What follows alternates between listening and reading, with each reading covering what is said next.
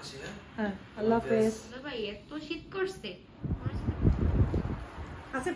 আসসালামু আলাইকুম, good morning. কেমন আছেন সবাই? নিশ্চয়ই ভালো আছেন। আলহামদুলিল্লাহ আমরাও ভালো আছি। অনেক কুয়াশা পড়ে সকালবেলা, এখন কিচেনে আসলেই দেখা যায় এরকম কুয়াশা ভরা একটা সকাল। যেহেতু আফিফ স্কুলে যায়, আমার তো 7:30টায় ঘুম থেকে উঠতে হয়। ওই আমাকে ডেকে তুলে, অ্যালার্ম দেই না আমি, ও অ্যালার্ম দিয়ে রাখে। ও উঠে রেডি হয়ে তারপর আমাকে ডাকে, আম্মু আমাকে নাস্তা দিতে উঠো। তো আমি উঠে ওকে নাস্তা দিই প্রতিদিন। যদিও আসলে বেশি খেতে চায় না, সবসময় বলে আম্মু অল্প দাও। আমি একটু মানে পেট ভরে নাস্তাটাই দিতে চাই, যেহেতু 1টা পর্যন্ত স্কুলে থাকে। খাবার নিয়েও যেতে চায় না, কিছু না। তো ওই চিপস টিপস হাবিজাবি কিনে একটু খায়, হাবিজাবিও না, ওই শুধু একটু চিপসই খায়, অন্য কিছু খায় না, খেতে চায় না। তো বাসায় আসার পর দেখা যায় ওকে আবার একটু ফল ফ্রুটস কিছু একটা দেই। ওটা খেয়ে ও এসে রেস্ট নিয়ে না, ও এসেই মানে এরপর গোসল করে তারপরে দেখা যায় একটু ফল টল কিছু একটা খেয়ে 1 ঘন্টার জন্য একটু ঘুমায়। ঘুম থেকে উঠে তারপরে কিন্তু ভাত খায় ও। কারণ হচ্ছে যেহেতু তারপর আবার পড়তে বসতে হয়, এরপরে আবার যেতে হয় টিউশনে, যার জন্য দেখা যায় ওর হাতে একদম সময় থাকে না। আর ডিম সবসময় ওরটা ভেঙে ভেঙে দেই, ও কুসুম নরম থাকলে খেতে চায় না।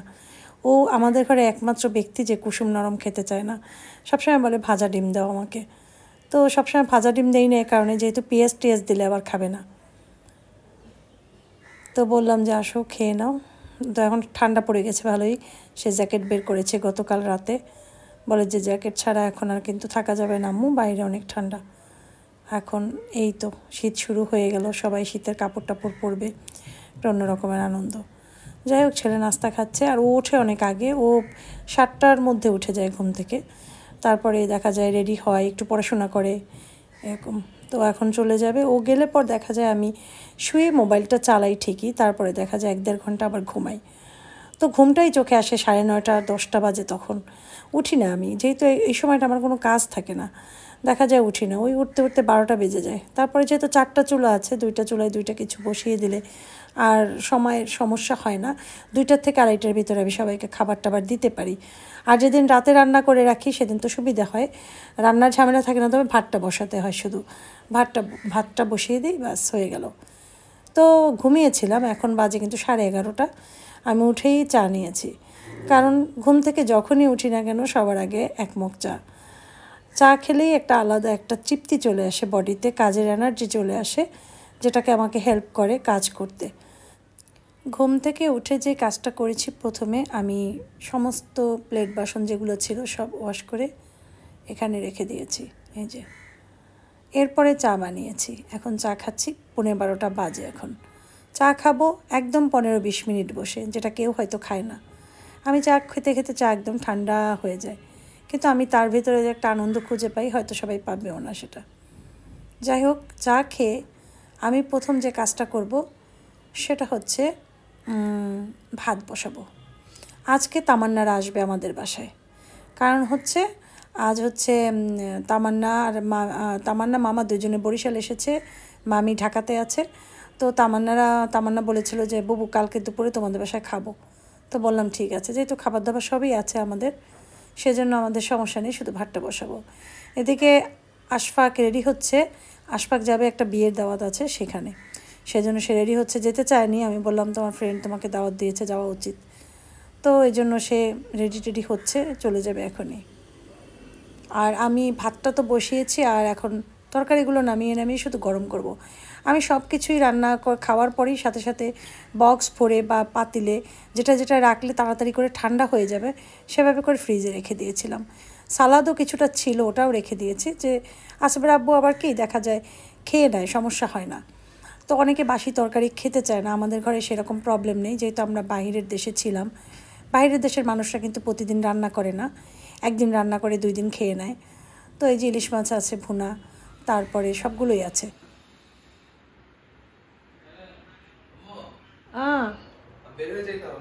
ওকে,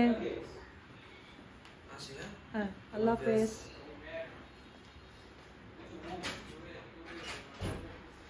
বাই,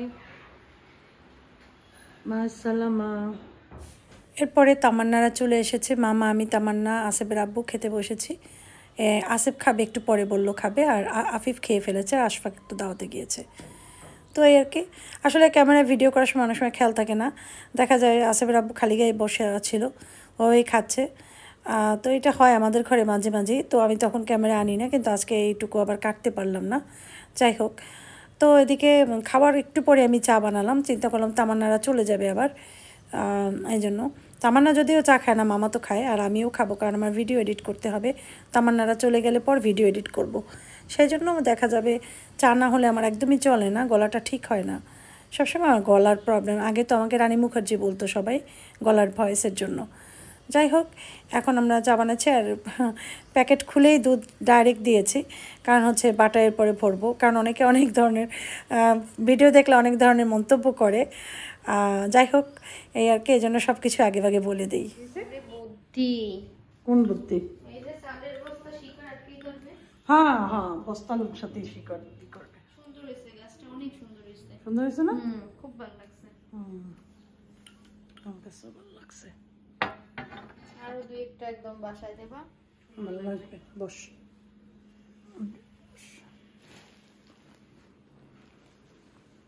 আমি দিয়েছিল ঘুম, মামাই ঘুমাইছিল এই সোফায়।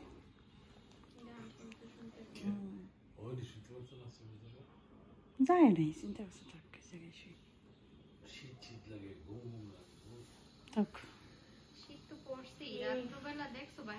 এক সেট ঠান্ডা, আর আমার তো খুললে ঘুমাই না, আমরা এত ঠান্ডা না, সারিয়ে বরফ হয়ে যায় ঘর। বাইরেও তুমি না, ঢাকা শীত পড়ে নাই তো। আর তুমি যদি মনে করো বাহিরে যাও, রিক্সায় তুমি অনেক দূর ঘোরো, তোমার সোয়েটার লাগবে, সোয়েটার ছাড়া তুমি কোথাও যাইতে পারবে না, বা শল লাগবে। আর ইয়াতে মোটর বাইকের তো অবস্থা খারাপ হয়ে যায় ঠান্ডায়।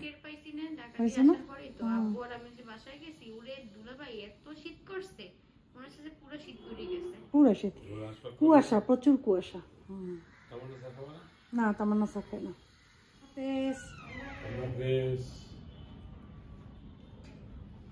টান দে, তামান্না জোরে জোরে দরজাটা টান দে। তামান্নারা চলে গেল বাসায়। তামান্না আর মামি আছে তানসির কাছে ঢাকাতে, কারণ ফালাককে রাখা সম্ভব না। ফালাক অনেক তুরবুরে হয়েছে, সারাদিন সারা ঘরে হাঁটে, আর কিচেনের ভিতরে ঢুকে যায়, সব কিছু ফেলে দেয়, মানে এই বয়সে যেটা করে। সেজন্য মামি কিছুদিন হয়তো থাকবে ওখানে, তামান্না মামা আসা যাওয়া করবে।